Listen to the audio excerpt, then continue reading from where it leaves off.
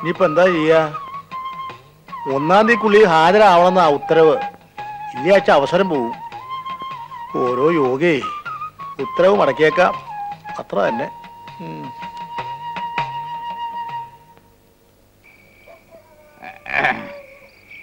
ഭാഗീരഥി, ഭാഗീരഥി,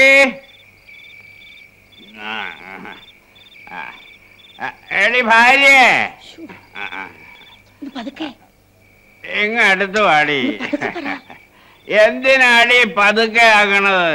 മക്കള് 3 എണ്ണത്തിന് മാനമായിട്ട് അയച്ചു. മകനൊരുത്തനുള്ളത് ഹോസ്റ്റലില്. പിന്നെ എന്തിനാടി പതുക്കെ ആക്കണത്? ഓ, മരുമകളുടെ കാര്യമായിരിക്കും. അത് കളാ, അവൾ ഇങ്ങോട്ടെങ്ങും വരികയില്ല. നീ ഇങ്ങ് അടുത്ത് വാ, ഞാൻ ഒന്ന് ശൃംഗരിക്കട്ടെ.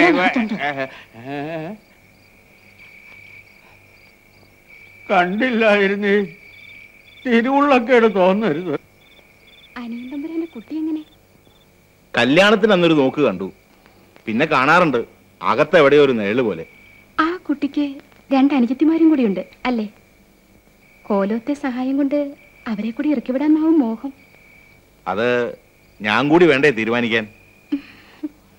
നീ എന്തിനാ അതൊക്കെ അന്വേഷിക്കണേ? ആർക്ക് എന്ത് കൊടുത്താലും നിനക്കുള്ളത് കുറയില്ല.